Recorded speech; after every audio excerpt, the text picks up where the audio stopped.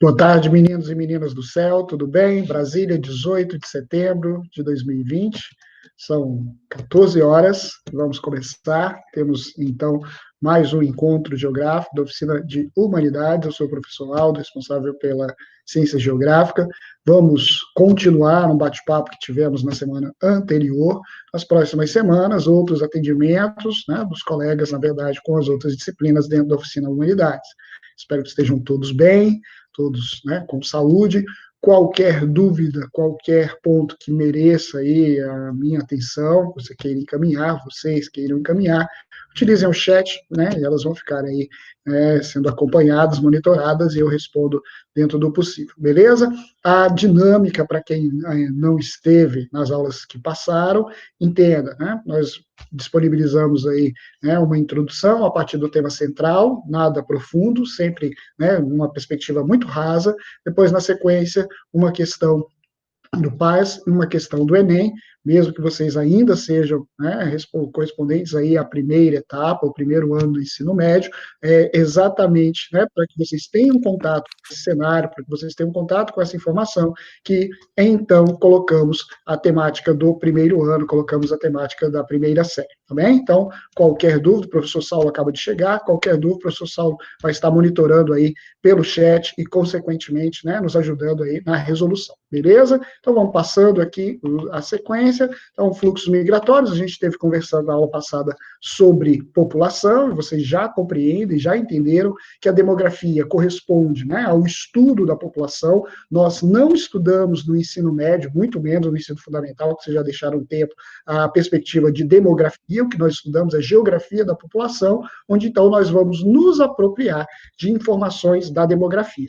E aí começa lá com aquele pastor, né, inglês, chamado Thomas Malthus. Ele escreve um texto, né, um ensaio teórico, que acaba se transformando em um livro, né, em uma, de certo modo, né, o ponto de início, o ponto de partida para o estudo da população mundial. E aí, claro, ele se torna um protagonista do estudo da demografia, porque ele chega a exagerar e afirmar que, exagerar hoje, né? Na época dele, no século XVIII, não havia essa lógica, essa ideia de exagero, mas aquela perspectiva de que a população assumiria um ritmo de crescimento muito superior à capacidade de produção de alimentos. E aí, nesse sentido, né, era preciso tomar medidas, nasce o que a gente conhece como teoria malthusiana, e aí as propostas são bem exageradas.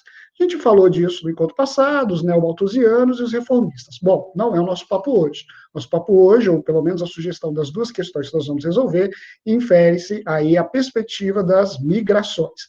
E aí, claro, preciso que você se lembre que toda vez que nos referimos à perspectiva do migrar, entenda, circulação de indivíduos de um lado para o outro em busca de melhor qualidade de vida. Então, desde que, né, o ser humano se organiza em sociedade, essa busca por melhor qualidade de vida, essa busca por melhores opções, ou um melhor salário, ou um melhor estudo, ou um melhor clima, né, ela faz parte do nosso cotidiano. Nós ficaríamos aqui horas conversando sobre as possibilidades migratórias, nós ficaríamos aqui muito tempo, né, discutindo as diferenças, mas tem uma premissa muito básica que você precisa lembrar para resolver qualquer atividade sobre migração. Quando nós falamos de emigração, nós estamos nos referindo ao processo de saída. Quando nós nos referimos à imigração, nós estamos nos referindo à perspectiva de entrada. Então, saída, né, essa saída de indivíduos de um lugar ao outro, normalmente, né, de países que passam por dificuldades, sejam elas econômicas, sejam elas sociais, e imigração são aqueles países que estão recebendo indivíduos. Até mais ou menos aí, né, só um minutinho, Sal. Até o início aí da década de 70, nós temos o Brasil como um país de imigrantes, certo? Então, um país que recebeu indivíduos, que ajuda na formação, miscigenação do povo brasileiro, e já nos anos 80, e coincidindo com este tempo em que vivemos, né, esse início do século XXI, nós temos aí o Brasil como um país de emigrantes. Então, o número de indivíduos que saem hoje é muito mais expressivo do que o número de pessoas que vêm até o território brasileiro. O professor Saulo quer contribuir? Fale aí conosco, professor Saulo. Sim, Aldo, eu tinha dúvida na aula passada, naquela live que a gente fez, sobre imigração. Você lembra que eu te perguntei? Aí você hoje começou falando sobre a teoria de Malthus. Aí me veio à tona que na sociologia a gente fala que apesar da grande contribuição que Malthus deu, foi o seu erro, né? Que ele não previu a capacidade de adaptação do ser humano, porque ele dizia que a população crescia de uma forma de PG e a agricultura de uma forma de PA, ou seja, progressão geométrica e progressão aritmética. E aí isso aí dava sempre dava uma grande diferença e que a população ia morrer de fome, a maioria ia morrer de fome. Interessante, né? Como a geografia, nesse ponto, ela se aproxima muito da sociologia. Essa é uma contribuição muito boa. Obrigado por você elucidar o que é imigração, emigração, migração, que para mim, olha, eu confesso, eu causo uma grande. Para mim, é a mesma história dos porquês. Porquê separado com acento, porquê junto sem acento. A historinha dos porquês. Para mim, é a mesma historinha na área de humanas, essa história da migração e imigração. Tá ok? Não, Obrigado aí. Valeu, amigo. entendo. Tem coisas mais que os porquês são mais difíceis do que a interpretação do emigração e imigração. Então, você pode guardar, por exemplo, né, se convém, os meninos guardam essas besteiras muito mais do que o conteúdo, né? Então, é só lembrar. E agora, né, às 14 horas, vai ter aula de quê, né? E aí eu disse, caraca, é de geografia e de imigração. O professor Aldo vai entrar na sala. Aí deu 14h30, né? Acabou a aula de geografia. Todo mundo, graças a Deus. E porque o Aldo vai sair. Então, só lembrar dessa baboseira que provavelmente não haverá nenhuma dificuldade, né, ao longo de sua vida acadêmica, tá certo? Bom, os fluxos migratórios, então, né, tanto internacionalmente quanto internamente, eles remetem aí a alterações e perspectivas de ordem econômica que merecem, claro, total nosso olhar. E em cima, então, desses estudos, ou, né, do fluxo migratório, melhor dizendo, que eu separei duas questões para a gente papear. Vamos fazer isso agora. O primeiro modelo é o modelo PAS, né? Então, julgamento de itens como certo e errado. Os distratores, eles apresentam uma frase, e esta afirmativa pode estar com argumentos corretos ou com argumentos equivocados. Vamos ver a primeira que aparece para nós, né? A questão sugere o seguinte: do que se refere às migrações brasileiras, julgue os itens. Então, vamos lá. Tem né, o distrator 1, a desconcentração industrial é uma das principais causas da freada na migração interna no Brasil. Nós sabemos que, durante muitas décadas, especialmente no final do século XX, os fluxos migratórios do Nordeste em direção ao Sudeste brasileiro, ao Centro-Oeste brasileiro, isso coincide com a construção de Brasília, basta procurar aí nos parentes, né?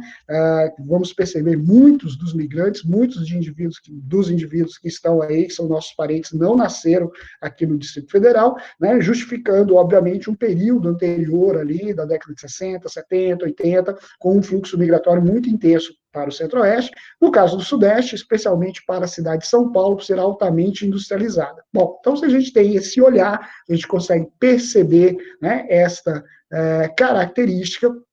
Nós também reconhecemos que nos dias de hoje nós temos um fluxo migratório que não apresenta os mesmos números das outras décadas. E isto por quê? Porque a população parou de crescer, porque a população quietou no seu lugar, porque a população não quer mais saber de ficar mudando para São Paulo, mudando para Brasília. Não é isso, né? Os fluxos continuam a acontecer, mas eles uma freada bem significativa, e isso, na verdade, é resultado de um modelo de alteração dos postos de trabalho. Vamos lembrar que a urbanização brasileira, ela se intensifica com o desenvolvimento industrial, pontualmente no sudeste do Brasil, ali nos arredores da cidade de São Paulo, e exatamente também na cidade de São Paulo, também um nível de industrialização intensa no Rio de Janeiro, em Minas Gerais, nos arredores de Belo Horizonte. Então, nós vamos ter uma concentração de população buscando oportunidade de trabalho no setor secundário, no setor terciário, ou seja, na atividade industrial,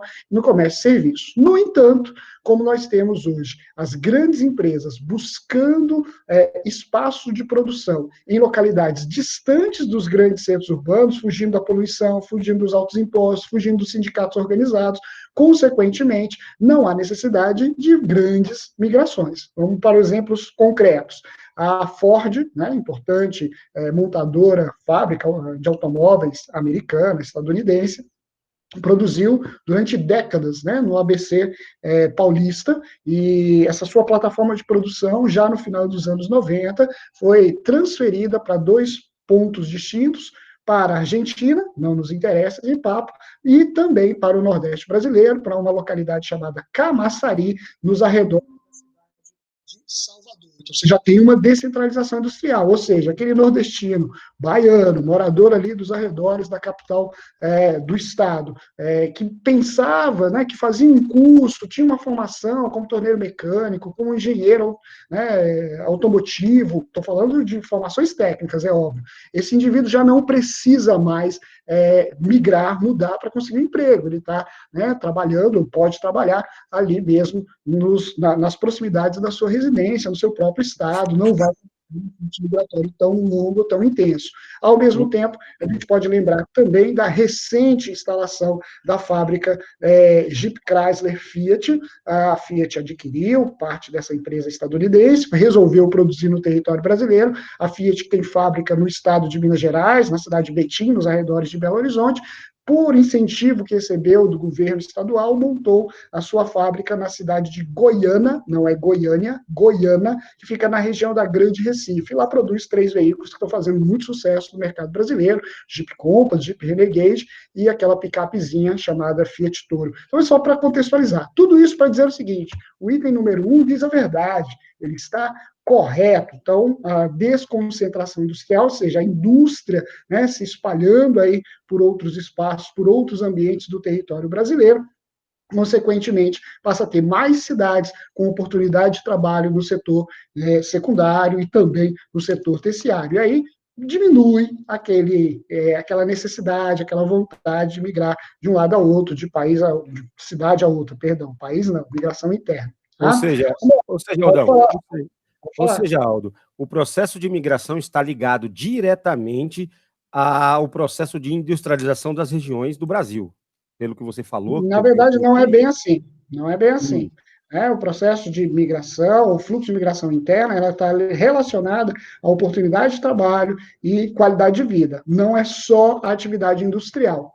Tá? Vamos clarear isso. Nós temos a cidade de Palmas, capital do estado, né, de Tocantins? Tocantins. É uma localidade que não apresenta um nível de industrialização tão intensa como, vamos lá, como Goiânia, aqui vizinha a nós. No entanto, apresenta uma sequência de oportunidade de trabalho muito significativa que atraiu muitos sulistas, e não é pela indústria, não é pelo setor secundário, é pelo setor primário, né? O agronegócio, a agroindústria, o cultivo de soja e outros contextos. Então, assim, não é bem a atividade industrial o fator principal da atração, é a qualidade de vida, onde também a industrialização pode estar inserida. Beleza, Ah, Sal? muito bem, Aldo. Então ficou bem claro agora para mim. Eu entendi que agora não é somente a industrialização, é o bem-estar de vida.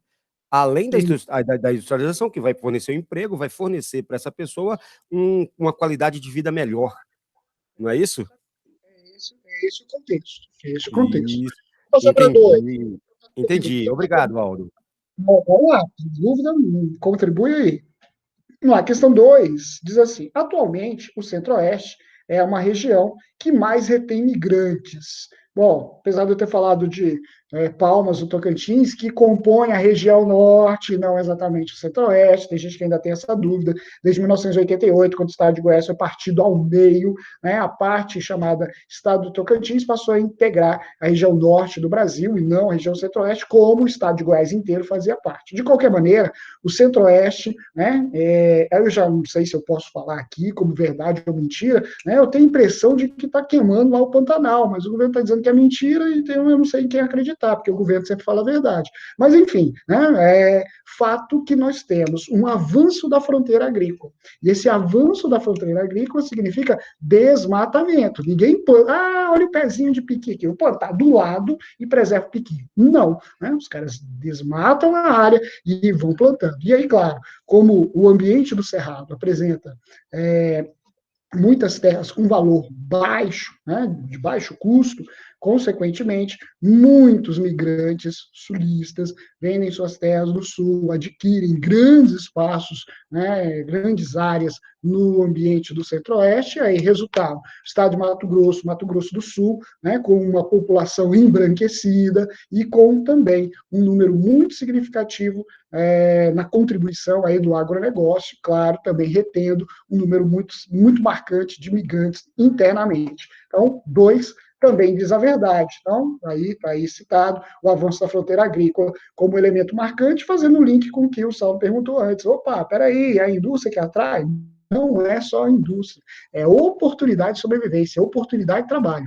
Guarde bem isso. Quando a gente fala de migração, estamos falando de melhor qualidade de vida. Se essa melhor qualidade de vida por universidades, né, de grande porte, isso é um fator de atração que vai trazer imigrantes. Se é a presença de grandes indústrias para absorver mão de obra, esse é o fator que vai se destacar ali. Se é, na verdade, o agronegócio, é ele que vai se destacar ali. Mas, no conjunto geral, melhor qualidade de vida. Vamos para o 3. 3 diz assim: a melhoria dos sistemas de transporte e de comunicação aumentou a concentração industrial nos grandes centros urbanos brasileiros, que continuam atraindo grandes contingentes migratórios. Para um pouquinho aqui, né? Nós estamos há 6 meses sem nos encontrarmos fisicamente. Tem, né, alguns de vocês que entraram na escola este ano, né, já que são estudantes do primeiro ano, e que não estavam fazendo as oficinas, seja comigo, com o professor Saulo, né, ou que tenha tido alguma conversa com o Alair, que é o psicólogo que nos acompanha também nessa oficina, perceba, né, nós não nos conhecemos pessoalmente. Por quê? Porque nós tivemos avanço do modelo de comunicação, ou seja, se nós estivéssemos vivendo a pandemia do início do século XX, nada disso aqui, nada desse aparato que alguns, inclusive, reclamam, tem aula, tem que assistir, tá longo, não quero, né? Isso não existiu. Né? Foram ali 1 ano e meio, 2 anos sem escola. Alguns vão vibrar, mas isso representa, né, um déficit, um atraso, um problema para o mercado de trabalho. Mas isso é outro papo lá na frente, senão a gente começa a justificar, né, em igualdade, aí, comungando as mesmas ideias do Estado, do governo, e não estamos aqui para isso. O fato que nos importa é identificar o seguinte: o avanço da comunicação, ele não aumentou concentração industrial, ele ajudou a desconcentrar.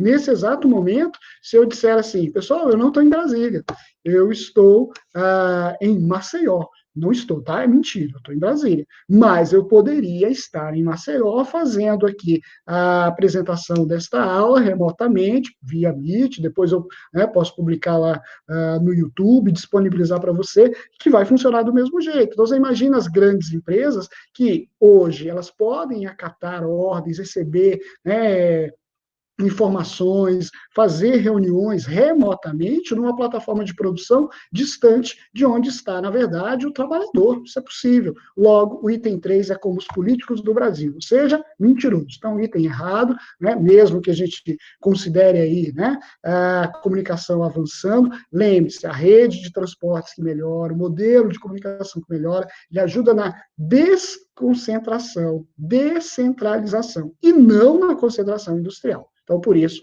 o 3 está errado. Ainda temos algumas questões aqui do Paz? Tem, vamos lá. 4. A transumância é um movimento migratório invertido, ou seja, as pessoas abandonam os grandes centros urbanos e buscam fixar-se nas cidades pequenas e médias. O autor quis brincar com você, meus broda. Presta atenção. Quando a gente fala de movimento migratório, quando a gente considera o momento contemporâneo, é sim verdade que muitos indivíduos têm saído das cidades de grande porte, fugindo da poluição, fugindo da violência, do alto custo do aluguel, do trânsito, da falta de vaga nas escolas, da falta de vaga nos hospitais. Então as pessoas fogem disso. E as cidades que mais crescem no Brasil e no mundo hoje não são os grandes centros urbanos. Não é Nova York que está crescendo, não é Cidade do México que está crescendo, não é Tóquio que está crescendo, não é São Paulo que está crescendo. São cidades medianas. Para a gente citar uma pertinho aqui da gente, pode lembrar de Anápolis, né, no estado de Goiás, que tem se industrializado significativamente aí nas últimas décadas. Então, são cidades pequenas e médias que apresentam um ritmo de crescimento expressivo. Aí, o elaborador, né, da banca, o cara, na verdade, assim, eu sei que esse estudante não tem noção do que significa transhumância. Então, ele, na dúvida, vai marcar que a informação diz a verdade. Pois bem, transhumância, o fluxo migratório de transhumância, na realidade, é um fluxo temporário. Ele, né, se relaciona aí com as ocorrências de catástrofes. Então, seca no Nordeste, né, os indivíduos abandonam o seu lugar ali de vivência e vão tentar sobreviver, buscar melhor qualidade de vida em outros ambientes, em outras localidades. É essa a ideia da transhumância. Tsunami, né, teve lá o tsunami de Sri Lanka. Né, as pessoas não podem ocupar ali durante um período, porque tem que reconstruir. Então, saem as famílias que sobreviveram, começa o processo de reconstrução. Quando tudo se estabilizar, eles voltam. Então, a transhumância é uma migração sazonal, migração temporária, não é nada de migração invertida, item errado, item mentiroso, tá certo? Então, aqui até um destaque importante, né, chamado de migração periódica, tá bom? Ele falou aqui de animais, mas de indivíduos também, tá bom? Não é só por conta desse cenário aqui, né, identificando como animais, não. É mais amplo e ele se aplica também, né, numa interpretação e numa conversa que nos envolve, beleza? Saulo quer falar? Pode falar. Professor Aldo, eu morria, mas não sabia o que era transhumância. Ave Maria, que termo difícil. Rapaz, a geografia é muito especial, ela tem nomes aqui muito agradáveis, por exemplo, transhumância é um bom nome para colocar em filho do meio. Então, né, se você está, né, pensando, né, numa gestação aí na sua família, ou os meninos que estão em formação, né, que vão constituir família no futuro, vão ter 3 filhos, né, dá para escolher aí albedo para o filho mais velho, transhumância, né, para o filho do meio, e de repente José ou Maria para o filho caçula, que normalmente é o que tem o nome mais normal. Beleza? Vamos para a questão 5 aí, ainda temos 10 minutos, vamos ver se a gente consegue. Diz, no movimento pendular, opa, pêndulo, tá? Lembra desse movimento aqui, beleza? Lembra lá do tic-tac, né? Do relógio lá da casa da vovó. Ah, minha avó não tem esse relógio, então do relógio do pica-pau, desgrama. Lembra desse movimento aqui, tá? Migração pendular, na verdade, é o ir e voltar. Então, você que mora no Paranoá, e estuda no Lago Sul, você pratica a migração pendular todos os dias e nem sabia que o nome era esse da criança. Né? Então, saiu da sua casa, foi até uma área de, né, que lhe ofereça, né, o serviço que lhe atende. A mesma coisa se você for um trabalhador, né? O Saulo mora no Gama, eu moro em Sobradinho, me desloco até o plano piloto, o Saulo se desloca até o plano piloto, fazemos esse fluxo, né, de um bairro para o outro. No caso do Distrito Federal, a gente trata assim, né, as regiões administrativas, o correio, que passa a chamar, né, de bairros, mas é mais ou menos, né, lembrar aí que temos muitos brasileiros que trabalham, estudam em Goiânia, e o contrário também, né, alguns anos atrás aí eu tive alunos que moravam em Goiânia e estudavam aqui em Brasília, os pais trabalhavam aqui em Brasília, eles passavam, né, chegavam na segunda de manhã, eles assistiam a aula, os pais trabalhavam até sexta-feira à tarde, ia todo mundo de volta para sua casa em Goiânia, passava aqui a semana no hotel, migração pendular. Muito bem, depois dessa Juazeiro e informação, Petrolina, Aldo. Juazeiro e oi, Petrolina. Juazeiro e Petrolina. eu já Separado em 2 estados, né?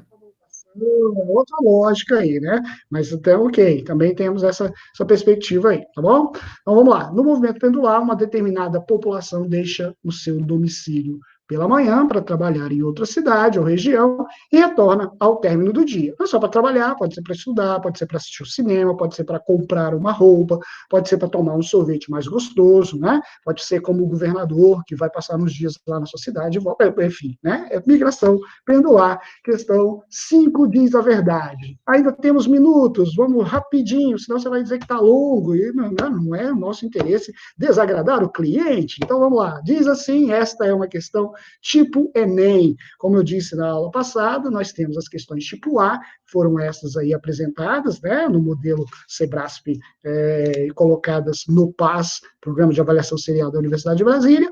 Nós temos as questões tipo B, que eventualmente tem um resultado ali em centena, dezena de unidade. Nós temos as questões tipo C, que é essas que nós chamamos de múltipla escolha, você obviamente chama de marcar X, então, né, muito comum no modelo Enem, tá certo? E ainda temos as questões tipo D, que são as questões discursivas, né, aquelas que têm nos colocado como atividades na nossa oficina. Então, vamos para a última questão. Diz assim: a migração é o deslocamento espacial de um indivíduo ou de parte da população de um lugar para o outro. a principal causa da migração no mundo e no Brasil tem origem desse tipo de questão? Pois é, essa é a questão do Enem, para tu ver o tanto que é fácil. Né? Você vê o tanto que é simples. Então, basta, na verdade, acordar disponível, tomar um copo de Toddy e estudar. Né? Não vai aparecer nada de outro mundo ou nada tão difícil. E aí eu coloco aqui modelo de questão. Então, ele diz aí que a principal causa dos deslocamentos no mundo, e a gente falou aqui várias vezes nesses minutinhos, né, é de origem econômica. Opa, se eu quero melhorar a qualidade de vida, isso relaciona a trabalho, a estudo, a salário, bom, custo de vida, faz sentido, parece que é econômica. Vamos ver se tem outra. Origem política? Bom, origem política impulsiona fluxos migratórios. Nesse momento, temos um problema de ordem, né, dos refugiados, que é um assunto para a gente conversar numa outra aula, num outro instante, mas não é a principal causa de migração do planeta, muito menos no território brasileiro, pelo menos ainda. Né? A migração cultural também, né, essa perspectiva aí que envolve o turismo, é muito interessante, mas não é a principal causa de fluxo migratório no mundo. A origem ambiental, nesse caso o Brasil estaria perdendo? Também não é. Brincadeira, o Brasil ganha, tá? Tem muitos ambientes, muito espaço natural atraente, que faz o mundo inteiro se engraçar e muito mais, né, gostar das paisagens naturais do Brasil. Mas não é a principal causa de migração por aqui, e também a religiosa, ainda que a gente lembre lá dos muçulmanos, tem uma vez ao ano, né, ir até Meca, ou pelo menos uma vez na vida conhecer Meca. Não. Então, enfim, já dei aí o spoiler de qual é a resposta. Letra A de aleluia, aleluia, amém. E aí, amiguinhos, fechamos esse momento, esse pocket de aula de geografia. Então, conforme normalmente a gente tem conversado, né, são aí mínimos, né, 30 minutinhos, hoje a gente gastou um pouquinho menos que isso, não tem importância, eu quero, na verdade, né, pedir aí que vocês, né, que estiveram aqui conosco hoje, permaneça aí um pouquinho quando eu fechar a gravação, não saia de vez, né, para a gente bater um papo. Depois, né, também lembrá-los que essa gravação fica disponível lá no YouTube, eu coloco lá no nosso Google Sala de Aula. Quando você receber o vídeo, né, e souber que alguns colegas, mesmo que não sejam da oficina, tenham interesse ou queiram saber o que está acontecendo, porque não acordou, porque está vendo a novela desse instante, ficou intertido com as notícias, né, do dia, disponibiliza o link pelo WhatsApp, né, é uma boa possibilidade. E, por fim, escreva, né, suas demandas, suas angústias, seus elogios, aquilo que queira falar, melhor dizendo, lá no nosso mural, tá certo? Ele é um espaço que nós acessamos com mais rapidez, né? Então, precisou falar conosco, seja questões referentes a notas, sejam questões que envolvam os temas de geografia, perguntas, né? Não somos aula de reforço da base, mas a gente pode ajudar dentro daquilo que for possível, tá certo? Meu agradecimento aí, sempre valioso, né, do professor Saulo, que me acompanha, que sempre está aí assistindo a aula, daqui a pouco ele vai estar dando aula de geografia, tanto que ele assiste aí as aulas também. Obrigado, Saulo, obrigado, turma, grande abraço aí para todo mundo, até mais, excelente final de semana e, se puder, fique em casa, se sair, usa máscara, tá certo? Não é brincadeira esse inimigo invisível. Um abraço, galera. Tchau, tchau.